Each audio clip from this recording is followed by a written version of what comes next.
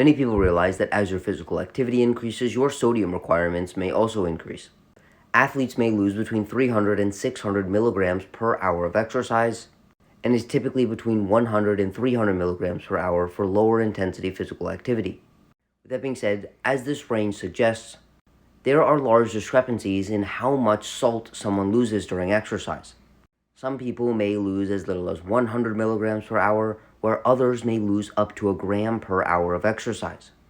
There are multiple factors that come into play here, including your history of exercise, your current body composition and health, and simply your genetics. One of the easiest ways to know how salty your sweat is the hat test. If there is a salt stain on your hat after doing physical activity, or on your clothes, you are likely an individual that excretes a lot more sodium during exercise than your counterparts. Importantly, if you already have high blood pressure, you may not need to compensate with an increased consumption of sodium, because this excess release may actually be improving your blood pressure. But if you have normal blood pressure and normal blood sodium, you may need a little bit more sodium after exercise than the average population. There are two other very underlooked electrolytes. Exercise may increase magnesium requirements by 10 to 20%.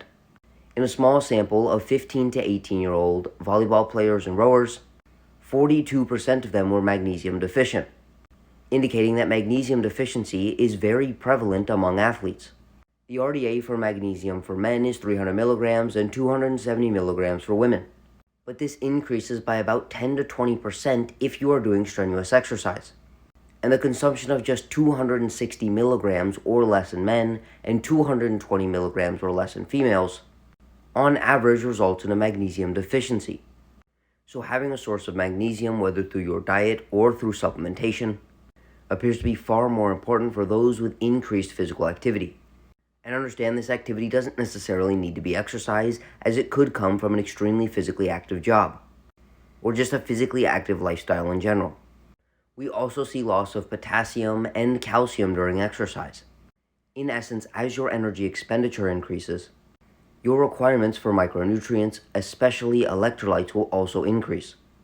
With that being said, if you would like an individualized approach to your nutrition and lifestyle to optimize your health, energy, and body composition, send me a DM to sign up for coaching.